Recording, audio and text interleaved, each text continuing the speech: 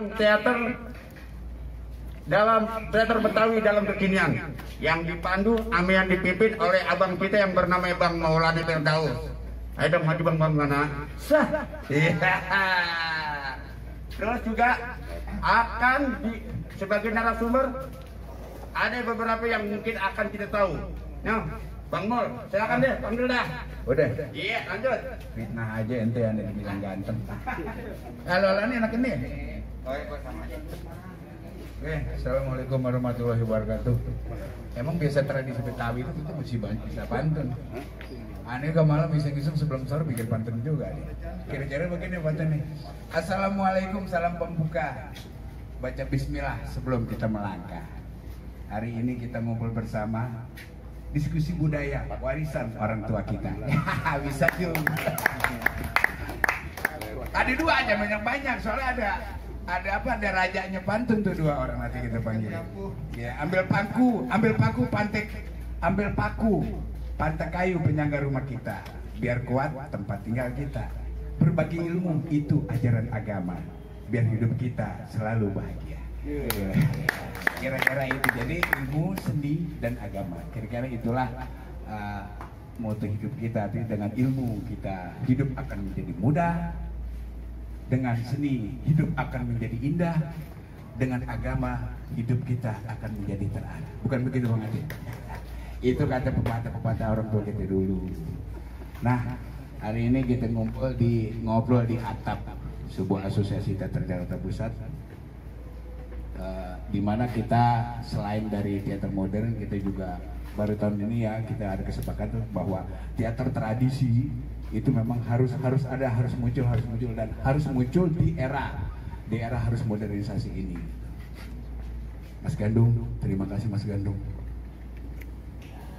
Bang Diding, Mas Yos, Bang Sueb, juga Bang Atin, juga teman-teman yang lain, ada tim dari Condet yang mereka begitu respect, senang sekali dengan ada budaya ini. Terima kasih. Assalamualaikum warahmatullahi wabarakatuh. Waalaikumsalam. Baiklah, kita kedatangan abang kita Bang Atin. Beliau adalah seorang seniman Betawi. Track recordnya saya juga sudah tahu. Beliau selain seorang koreografer tari, beliau juga pelaku dari lenong, bahkan beliau adalah salah satu keluarga dari cucu pendiri teater tradisi yang sangat legend, yaitu dari kelompok Topeng Setiawarga. Dari Topeng Setiawarga itu banyak sekali muncul atau seniman-seniman yang melegenda. Salah satu ya Bang Atin selaku cucunya, keturunan dari Kong Haji Kisam ya gitu. Kong Jiun. Kong Jiun itu abangnya Bapak Haji Bokir ya. Kong Haji Bokir. Bapaknya Kong Haji Bokir. Juga ada Bang Sueb Mabut. Kita bilang ya DPRT lah, Dewan Perwakilan Rakyat Teater. Beliau duduk di Dewan Kesenian Jakarta di Komite Teater ya Bang Sueb ya. Nah mungkin beliau nanti ya bisa kasih sudah menjadi suatu hal yang wajib mungkin gitu ya, pakem. Lalu bagaimana pakem itu apakah masih relevan di era sekarang, di era modern ini? Kebetulan sini nanti ada Bang Atin, beliau salah satu, saya menganggap ini Bang Atin ini berani gitu. Berani itu ada beliau ini merombak pakem gitu yang sudah ada. Tentu pasti dia ada motivasinya kenapa pakem itu bisa dibongkar mereka, pakem yang seperti apa dalam seperti itu. Nah nanti kita ada tanya jawab ya, ya tentu seputar tentang teater tradisi. Jadi kita dengarkan sama-sama Bang Atin berbicara tentang teater tradisi di era kekinian. Oke, silakan Bang Atin. Mas Yos dan abang saya nih yang sering sharing tentang, dan bahkan orang tua beliau ini juga pemain tradisional kuat sekali, Bang Diding Bonai. Tepuk tangan buat abang saya. Beliau sangat concern sebetulnya dengan teater tradisi. Kalau saya melihat gimana sih di dalam kekinian, wah sebetulnya bukan kekinian juga ya.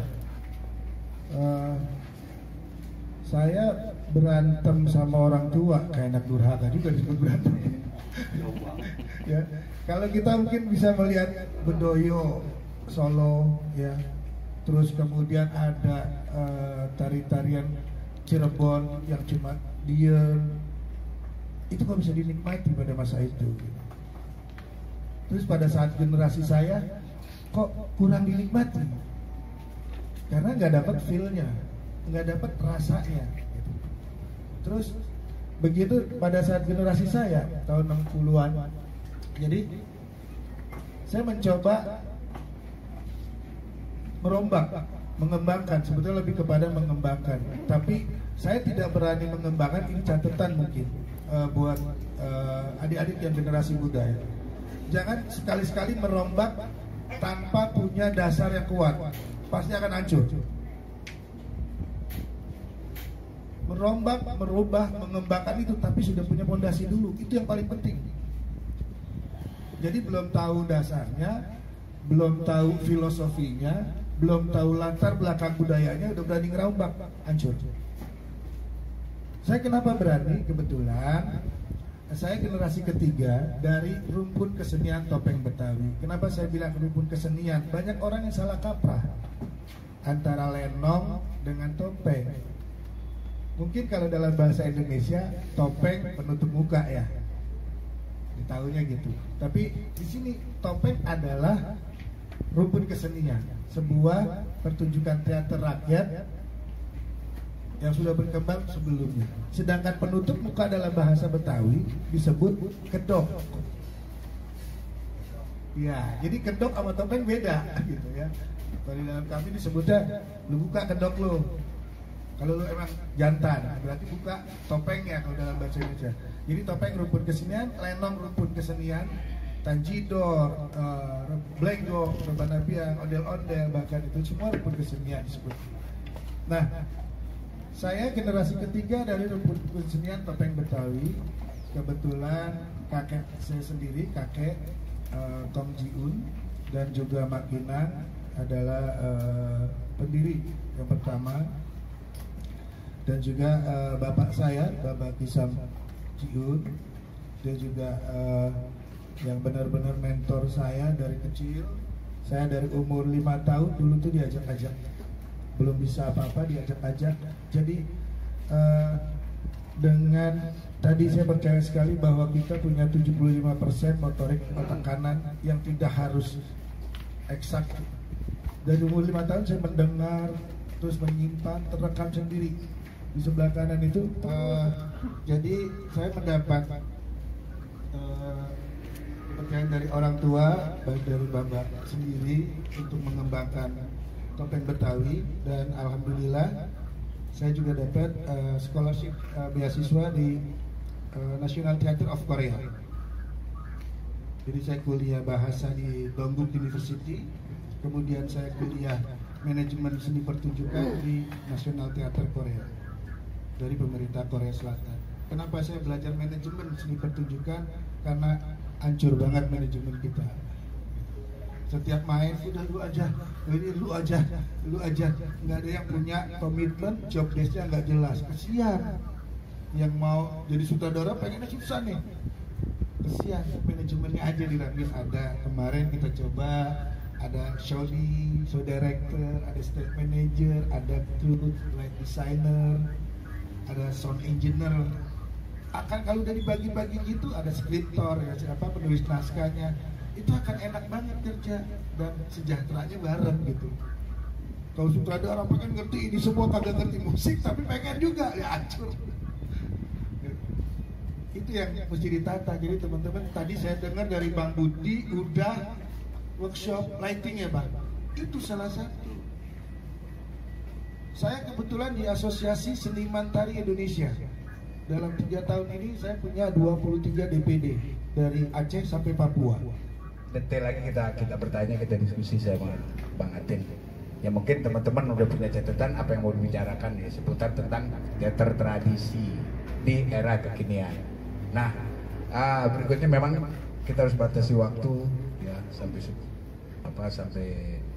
pemain lenong bikin CV-nya. pernah dapat pelatihan ini di sini sertifikatnya kumpulin. Mau sertifikat, jangan dapat sertifikat, pelatihan dibuat bungkus kacang. Sudah.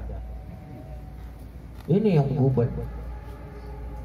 Jadi itu jam terbang kita banyak, tapi kalau minim kompetensi kita juga kagak kepake. Setinggi langit kita nih, wow karya gua begini, gua pernah main di TV, wow di RCTI, di anu, giliran aja CV-nya minim, kompetensinya minim, kagak kepake. Emang kemarin saya jadi dewan yang protes orang sembarangan saya, ya siapa orang pinggir laut, kerjanya ngebak, kerjanya main perosodan jadi anggota Dewan Kesenian Jakarta, nggak bisa lolos, kan begitu. Tetapi kita kan punya siapa diri kita ini selembar. Kalau kata gubernur, ketika ada yang lebih pantas dari Bang Sueb, saya ganti Bang Sueb. Tolong carikan, ini datanya Bang Sueb. Ada yang protes seperti itu, bukan karena nggak ada. Itu ya. Jadi saya berpesan kepada teman-teman, siapa diri kita, lengkapin. Jadi walaupun jam terbang kita setinggi langit, kompetensi kita, sertifikat kita, identitas kita tidak kita lengkapin, apalah artinya kita? Ya kalau dari di sisi kebijakan, gitu ya. Kemudian masalah lenong. Jadi proses latihan lenong. Ada teater kita, pemain teater kita. Ini semuanya kalau saya lihat dari praktisi, dari akademisi, jarang. Yang namanya lenong kan bermain beramai-ramai. Yang kuliah paling 1-2 orang, yang lain secara pedagogi atau secara apa disebutnya bang kalau yang otodidak, dia mau meleng aja kalau diajak ngomong. Jadi bakat diri kita. Kalau kita main itu ya kalau semuanya misalnya dari jebolan IKJ, lah kagak ada yang main lenong. Nah yang pinter ngajarin di sini dengan apa proses latihan. Kalau kagak latihan apa yang mau diomongin? TikToknya bagaimana? Kalau Bang Atin emang dari lahir di lingkungan seni, cara bapaknya ngomel, cara emaknya ngomel beneran bagaimana, ngomel bohongan bagaimana kalau latihan. Kupingnya selalu merekam. Tetapi kita proses latihan. Nah latihannya di mana? Bang, gua di sini. Ini kagak ada tempat latihan, di sini. Ada disebut namanya Ingup nomor 45 tahun 2000, disebut namanya tentang ekosistem. Ya, di kelurahan boleh sebagai klaster ekosistem seni. Di rusun boleh, di gelanggang remaja udah boleh lagi. Berkali-kali saya kesin kemarin itu. Jadi begitu, tinggal bagaimana kita kooperatif terhadap pemerintah. Jangan kita mau pengen kooperatif sama pemerintah dia dilihat-lihatin mulu, Sudinan dilihat-lihatin mulu. Oh, gue malas sama dia. Taruh pun dia nyampe juga kemana gitu, tinggal keumpat. Kita kooperatif, asosiasi. Atap ini adalah mitra resmi daripada pemerintah. Kenapa saya bilang mitra resmi pemerintah? Besok ngadain FTJ kan Atap yang laksanain. Sudin cuma ngeluarin doang duit. Cara lu dah Atap bagaimana?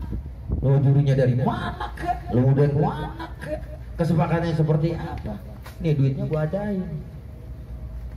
Kan gitu. Artinya asosiasi mitra resmi daripada pemerintah. Kebijakannya kita yang bikin, aturannya kita yang bikin Dewan Kesenian Jakarta sebagai mitra gubernur. Makanya sedikit pedomannya agak sedikit berbeda sekarang. di FTJ. Kenapa saya bilang sedikit berbeda? Yang FTJ khusus sudah baru maksimal umur 40 tahun doang. Yang 40 tahun kagak boleh ngikut. Karena disiapin kaplingnya,